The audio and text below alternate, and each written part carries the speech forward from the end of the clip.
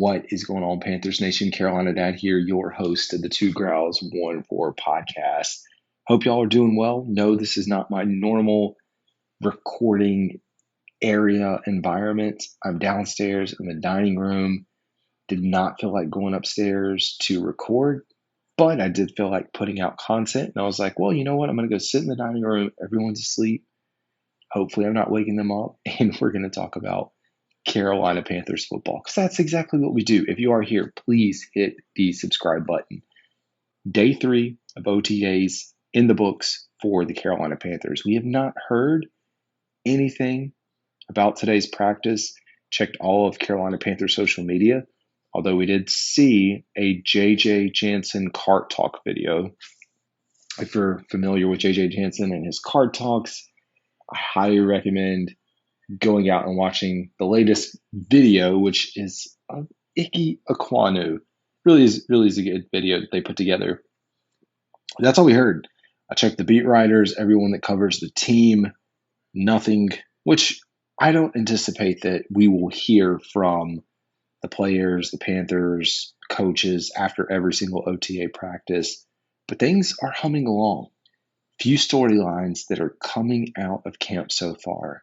Biggest one, pun intended, is Bryce Young and his arm, or at least the development and growth of the muscle mass in his arm. Will this equate to more touchdowns? Will it equate to the offensive line holding blocks, to receivers catching balls, yards after catch? No. But it's significant, folks, and I don't think it's Photoshop.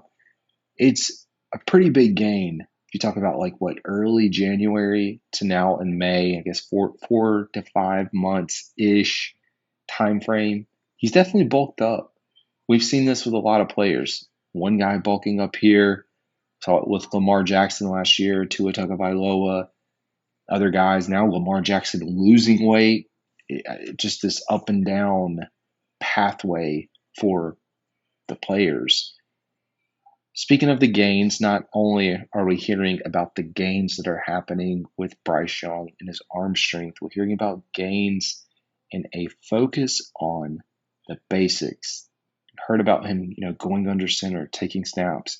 Now hearing about the basics of footwork, position, arm angles, all those things that we I won't say we glazed over last year, but last year was so bad that I know there was parts of the fan base that were critiquing him at the time, but it seems a lot more crisper, and we're already hearing from folks like Tommy Trimble, other players that have been here last year, that just notice a difference. Notice a difference in Bryce Young and his throwing ability. Notice a difference in him not having all the voices in his ear. And I gotta agree, it just seems like Bryce has this new demeanor. And for the sake of him, for the sake of the Panthers, for anyone that follows this team, I hope he comes out and lights the world on fire, because we've got a ton of receipts floating out there, whether it was last year, this offseason, of the disrespect for Bryce Young. Yeah, I am here to critique Bryce if and when and whenever he plays bad.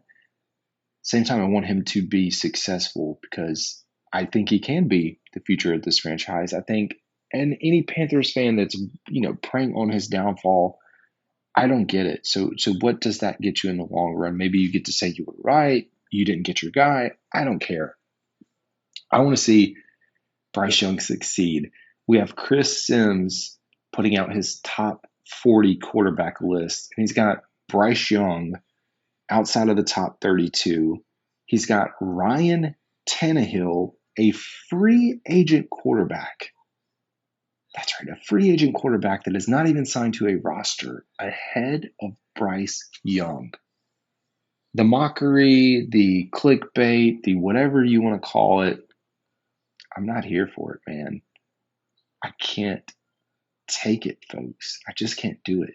But it does feel like there's this small renaissance that's happening, with some folks coming around to the idea I listened to the Colin Cowherd show, or a clip from it, where they brought on a guest, and you know what? Might as well play it. I'll play the clip of the video now so you can watch it. So obviously you and your group, you guys can move markets, and the Carolina Panthers win total was 4.5 earlier this week, shall we say, or last week. You guys single-handedly moved it to 5.5 because you love the Carolina Panthers. Adam, the audience is very curious about it. What is there to love about Bryce Young and company? Yeah, at Red Angle Sports, we're all over the Panthers over. I think they're a fringe NFC wildcard team. This is putting Bryce Young in a much better position with the modern coaching staff that is coming in, led by Dave Canales. When you look at what Canales has done in his career, he led Russell Wilson to his best ever career passing in Seattle. He led Geno Smith, who everybody wrote off, to his best season that was better than anything Wilson had in Seattle. And then last year, he revives Baker Mayfield, another QB that everybody wrote off. Bryce Young, very similar situation. He's now got weapons around him. He's got competent coaching. And to me, J-Mac, this looks a lot like the Jags in 2021 and 2022. You had Lawrence, the number one pick, come in at QB, was in a very bad coaching staff situation. Expectations came way down after year one. Year two, there's the playoff run. I think the Panthers, in a weak division in the South, set up very similarly. I think it's a great coaching staff and an organization that's going to compete for that spot of a wild card in the NFC. Wow. So very bullish on the Panthers this season. That's another reason I like you. Nobody is saying the Carolina Panthers are competing for a wild card spot, except you, Adam. That's Adam Chernoff. Get his podcast, The Simple Handicap. He's on Twitter at Adam Chernoff. Adam, amazing stuff. Continued success, buddy. Thanks very much, Jack. Chat soon. So that's not coming for me, folks. That's not coming from Carolina Dad that's saying, yeah, the Panthers are going to be good. That's someone else, folks. You heard it directly from them, and I do agree. Think about, and I've said it a few times, we've looked at Trevor Lawrence. We looked at, I always, at the beginning of the year, said Trevor Lawrence's situation, Bryce Young's situation were not the same. When we started looking at records, you start looking at the coaching staff, though, and everything that happened. I mean, it is pretty similar. And we did see the turnaround that happened for Trevor Lawrence in year two. I think that we could also see that happening, as the cat tries to jump up here and talk to me right now, with Bryce Young and this entire team. It's something about Dave Canales, his ability to get things out of quarterbacks.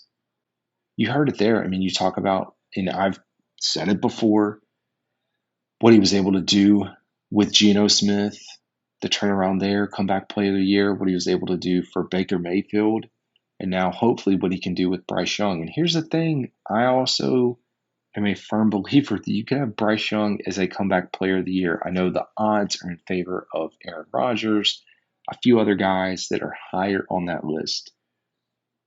But you've got Dave Canales, who has had someone in consideration as a quarterback for comeback player of the year last 2 years. The guys that have been in his system, one of them won it, Baker didn't. He didn't win it for Fox, who gave out their award. The opportunity is there for Bryce Young in this offense. But I just like Canales as a coach and what he brings. I mean, just really no nonsense at all. I mean, he'll address anything and everything. One of them being kicker Eddie Pinheiro, who is not there, absent from off-season workouts, primarily focused likely on the contract, at least what we've heard. And you know what? He's like, you know what? I'm glad that we have the guys that we do have here. It's very different. And I said this, numerous times this year. Last year was the first time that I really focused on a team. Like, yeah, I heard bits and pieces of Ron Rivera or John Fox back in the day, or Matt Rule even. But I never sat down and focused on a team like this or tried to cover the Panthers in this way.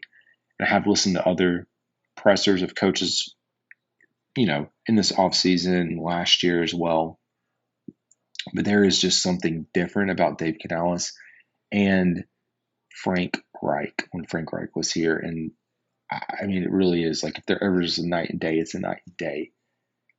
I've already talked a little bit about in the last video where I did like the first official like OTA update of JC Horn, his progression, his path, trying to get back to, where he was, hopefully injury free, back in his college days. He also talked about Xavier Legette and his progress that he's just made as a receiver and a playmaker since their time playing together at the University of South Carolina. He even got asked about Stephon Gilmore as well, which at this point I don't know if he'll be signed. I really don't.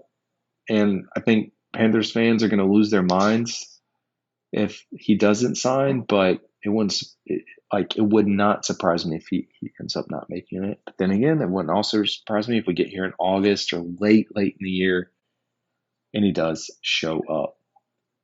The other thing that Bryce Young was asked about in his presser was his reaction in the video that the Panthers social put together for the week 5 matchup against Caleb Williams. And I didn't catch it, but I guess people online were talking about this. Like I said, I didn't really notice it and pick up on it. I'm not a person that studies body language and, human interaction, thing like that. But I guess it was a thing that I didn't know about. But he addressed that, Bryce Young did, and said, no, it was just if he did act whatever way he acted or in a different way that he didn't mean to, that it wasn't intentional, and he looks forward to playing Caleb Williams, wishes him, all the best and success in the NFL. Let's look at your other Panthers news, because that really was it. Hey, our man Greg Olsen gets a second sports Emmy, and he gets a demotion. And I did hear him say that he wants, I don't remember what show he was on, that he wants to be the best of the best at what he is doing. So I don't think he's going to sit in the second role very long. Like, again, I don't know the contract and how that's going to work, but I think somebody will absolutely pick him up. Now, going through other Panthers headlines. Now we're just running through Panthers running back Miles Sanders listed among veterans with most to prove. I would agree. Deontay Johnson addresses concerns about his attitude and maturity. Panthers tight end Tommy Tremble. Bryce Young isn't worried about 1,000 things like last year. And I did talk about that. Just a lot more focus. And it's going to do a lot for him, man. You have the quarterback whisperer. You have an offense, which, as they're going through the install now, slowly ramping up. Where we have reports that Bryce looks good in the offense, that he's picking it up very quickly.